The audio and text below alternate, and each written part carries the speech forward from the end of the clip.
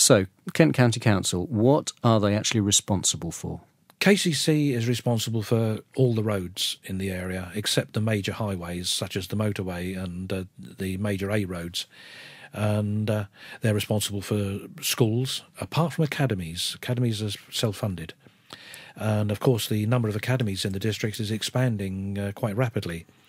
KCC are responsible for care homes, major planning applications, public rights-of-way, village green applications, and much, much more. Major planning applications. When we were talking about Shepway, you said that they were in charge of planning applications. How major does a planning application have to be before it's not on Shepway's patch? It's dealt with by KCC. How's that work? I can give you a classic example, actually, because there was a recent planning application for a waste unit to go at Otterpool up near Sellinge.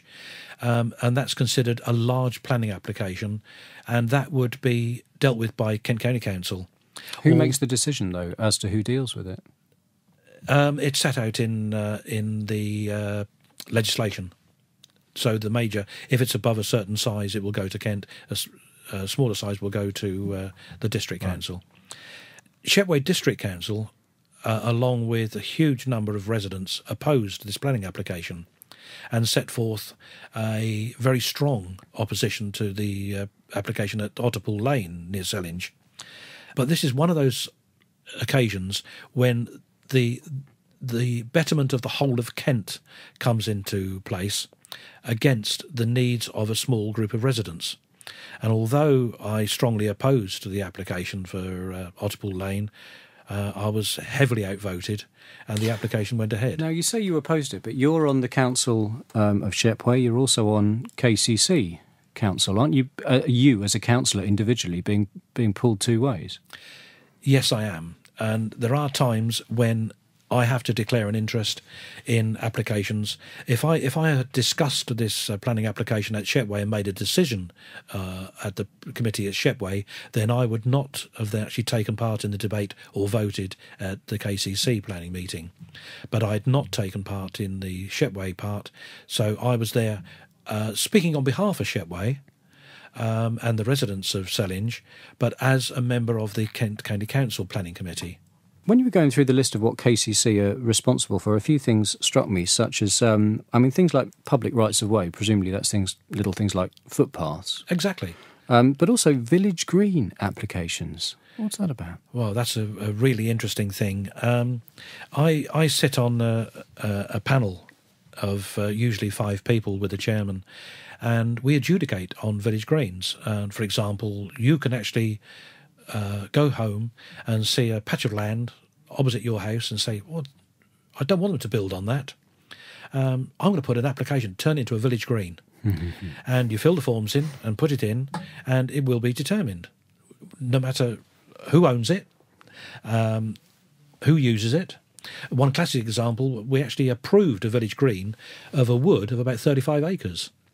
And the owners of the land were quite unhappy about it, but unfortunately for the owners, the local residents had actually proven within the scope of the law that their application for a village green was correct. That we were totally unable to refuse it. For example, the grounds that it has to have been used as of right for 20 years. If the owner actually puts a sign up and says no entry, then you're trespassing, so it's not as of right.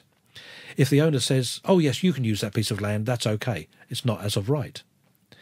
And it has to be by a neighbourhood.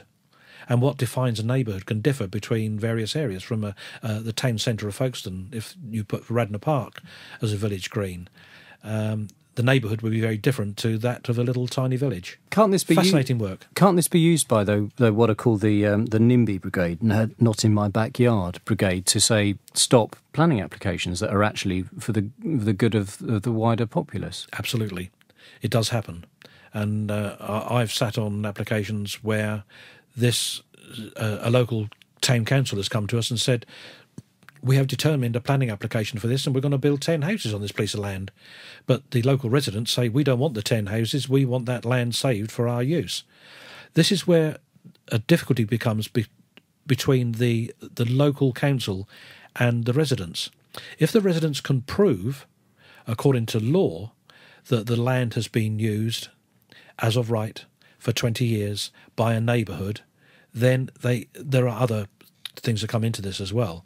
But if they can prove all of these things, then it can become a village green, and that stops the building.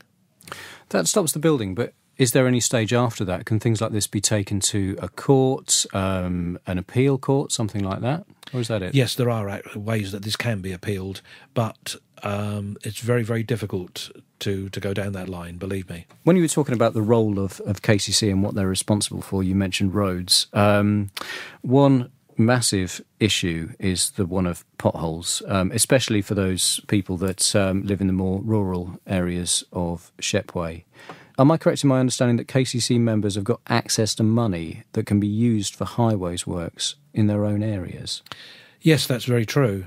But if we just touch basically on potholes, KCC has spent a huge amount of money on pothole repairs in recent times, since the major snowfall last winter. And I've got a pothole right outside my house that was filled, and it's now breaking up again. So they're going to be coming back and redoing that. I can't use grant money to fill potholes. Each KCC member at the moment has access to funds, £25,000 for highways work. And you can't fill potholes with money that's down to do highways work? No, there is a budget for potholes. Right. KCC highways have budgets set aside for potholes and other works on the roadside. The monies allocated to members is for other highways works. And I can give you an example that just around the corner from here, there was some travellers parked with their caravans, and money was used to provide a bund across the access road to prevent travellers getting back onto that. And concrete blocks will be going in shortly to be a more permanent fixture. Signage out in the road outside in Lucy Avenue from the academy here, there's signage going up that is part and parcel of the highways fund that members have available. And if you drive along Churchill Avenue, for example, approaching the roundabout in the middle of Churchill Avenue, you will see there's some new signage gone down into the road, so that vehicles turning into the Park Farm estate now see an arrow in the road to make them turn left. The arrow on the right-hand side to going straight on. That was part of a member's highway fund. It strikes me as interesting that the members have a certain pot to spend on highways, and presumably they have to spend that pot on highways. Yes, they do. mean, aren't you also in the position where you would love to give money to one of the charities working in the local area, you know, doing a lot of important work with people who need help, but you've got this money in this pot that has to be spent on things like road signs. Isn't that frustrating? We have another pot of money that each county councillor has a sum that they can spend on organisations that, for example, help with this radio station. Mm-hmm. That you had a grant from Kent County Council to help set up this radio station. And other organisations, scout groups, Sea Scouts, all these organisations, youth groups, the sports centre, each of those has had grants over a period of time from their county council members, and anyone can apply to their local county member for an application form for a grant. And it's at the discretion of that county member whether the grant is given and how much money is given.